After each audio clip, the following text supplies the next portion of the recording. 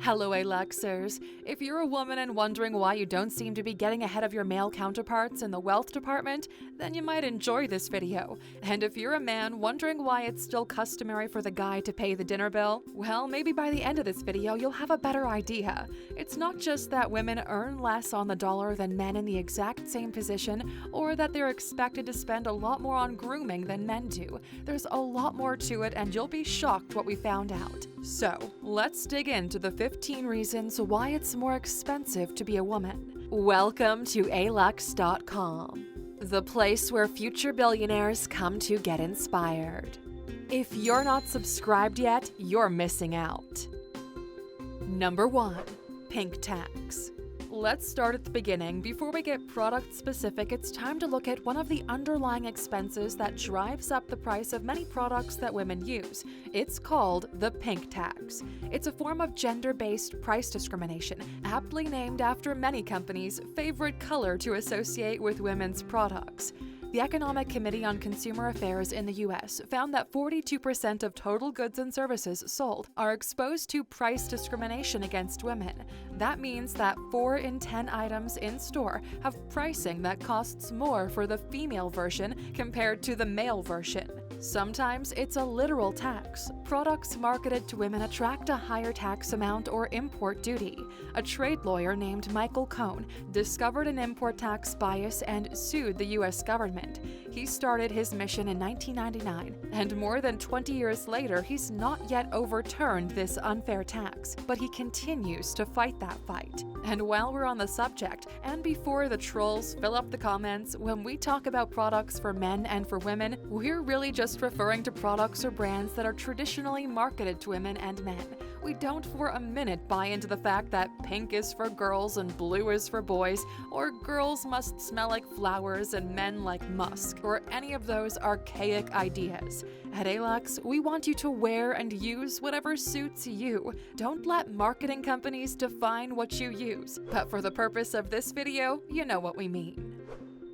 Number 2. Hair removal. When it comes to hair, where it goes, and how to manage it between men and women, there couldn't be more different rules. When it comes down to all the places women are meant to keep hair free, there's an incredible amount more hair removal in women's grooming routine than men's. More alarming is not only do women have more areas to cover, or well, uncover, our hair removal products, like razors, cost more.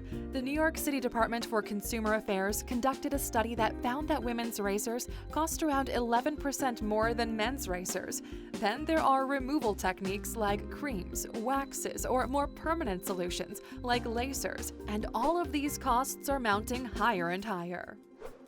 Number 3. Hair improvement.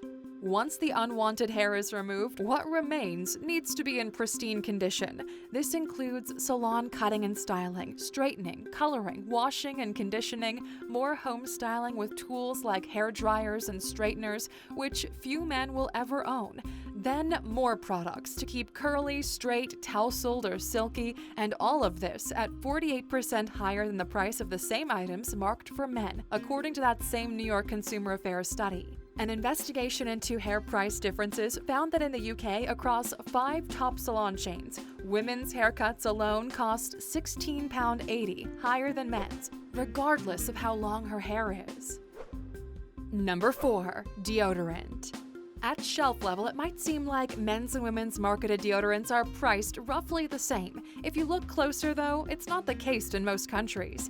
Men's deodorant sticks and sprays are much larger than the women's equivalent. In 2011, a study in the Gender Issues journal, the differences were laid bare. Women's deodorants cost $1.44 per ounce of deodorant, compared with $1.15 for men, a 20% increase. But aren't men's deodorants stronger, you ask? Well, no, they actually contain the same ingredients in the same ratios. So until pricing catches up with us in the 21st century, a hack for women is to buy unscented men's deodorant. Number 5. The Grooming Gap. Put aside the wage gap for a minute, if you will, and let's take a look at the grooming gap. This is the large discrepancy between the number of grooming products men use compared to women. It is true that more attractive people earn more, but this is almost negated by the amount of money that women have to spend to achieve what is understood as attractive. Hair removal, makeup, hairstyling, large wardrobes so as to not recycle outfits too often, and we can go on and on. By contrast, men's grooming is simpler, quicker, and more importantly, cheaper. So that extra income for being a hottie goes right into the pocket of the man, whereas the woman will basically just be funding her grooming routine to maintain a higher wage. Groupon studied the spending habits of British women and found that over their lifetime, the average woman spends £70,294 on their appearance. That's everything from manicures to cosmetic surgery to gym memberships. Number 6. Makeup. It's time to talk about the elephant in the room, makeup. A woman's secret weapon in her arsenal, but also a cumbersome part of her routine. Apart from news anchors, few men don a full face of makeup every day. We hear you troll, there's always an exception, we know. Moreover, most women have experienced the difference in reception when they wear makeup to when they don't. It goes along the lines of, "You look tired, are you feeling okay?" if they don't have it on. But no matter your political views on makeup, it costs a fortune, and the expectation on women to look picture perfect from daybreak till midnight is real. And not all makeup is created equal. The less you pay, the more you use, or the longer it lasts, the more you pay. The one common trait is you pay. Number 7. Clothes aimed at women are often more expensive than men's clothing, too. Levi's 501 jeans for women cost 46% more than the same waist and leg length for men, according to the Times. In Topshop, a white roll-sleeve t-shirt will set a woman back £12, while the same item in Topman costs just £8. According to one study, women's clothing costs on average 8% more than men's. You might think that this is because of the construction and detail in women's clothing compared to men, but the same study showed that the difference in price was set by retailers, not by manufacturers, and it's more likely linked to women's willingness to pay higher prices for clothing than men. Yowzers! Number 8. Dry cleaning. You might have been taken to the cleaners by your dry cleaners. On average, a woman's and men's shirt have completely different pricing. Even though women's shirts are smaller, they cost about double the price at most dry cleaners. So, if a men's shirt costs $2, a woman's shirt costs $4. But over about 30 years, once a month dry cleaning, that equates to about $750 for men and about $1,500 for women. What might surprise you even more is we're talking about a stock standard cotton shirt. Add in special fabrics like silk, sequins, or other embellishments you often find on women's shirts, and you're looking at added costs. Number 9. Feminine hygiene. A study by Intimina showed that women will spend on average $6,360 on menstrual-related products in their lifetime. These are an unavoidable and unsolicited expense, but in most countries, these are still taxed as a luxury item in the same category as chocolate, perfume, or alcohol, instead of being taxed at a more affordable, essential tax rate. Those are just the short-term costs. Many girls who aren't able to afford these feminine hygiene products, they'll miss school once a month, so the long-term effect is missing out of valuable education that could set these girls up for life. And this is all before she's even left the house. It's when she leaves home that the real costs of being a woman start to add up. Number 10. Transport. In most countries, walking to where you need to be isn't an option for a woman because of the safety risks.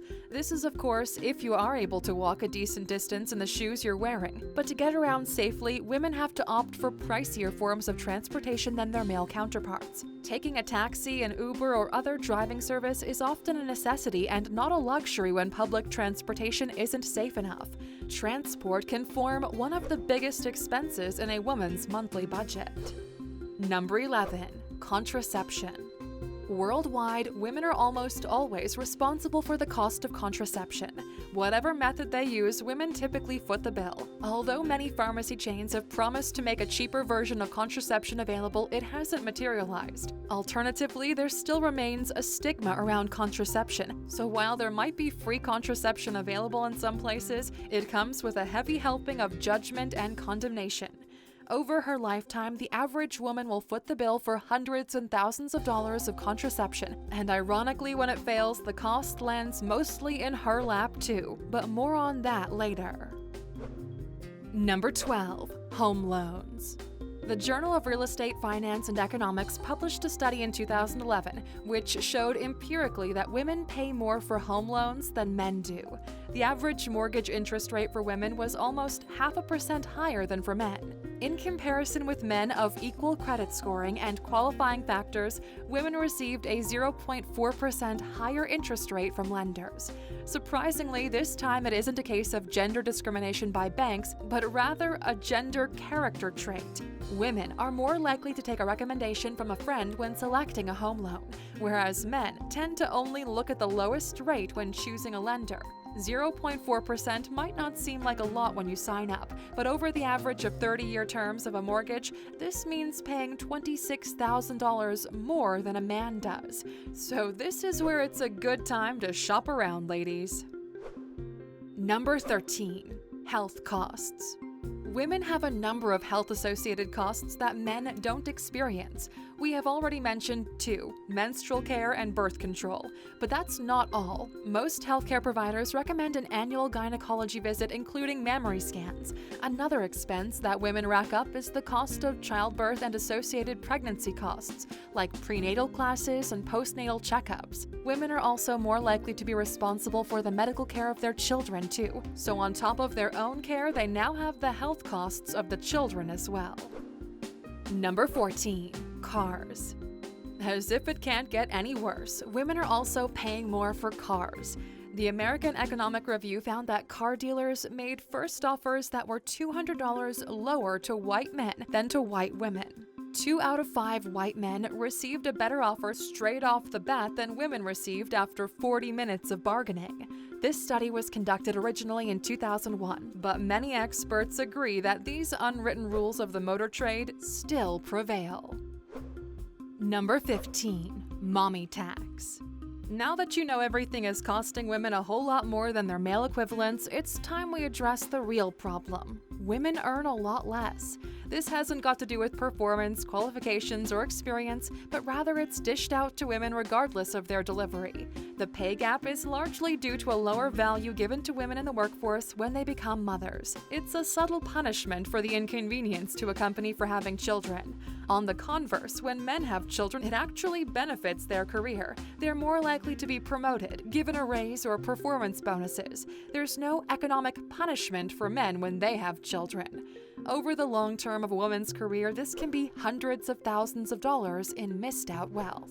So, Aluxers, have you noticed any other price discrepancies in products aimed at men and women specifically? We'd love to hear from you in the comments. Now, since you stuck with us until the end, we've got a bonus for you. Women live longer.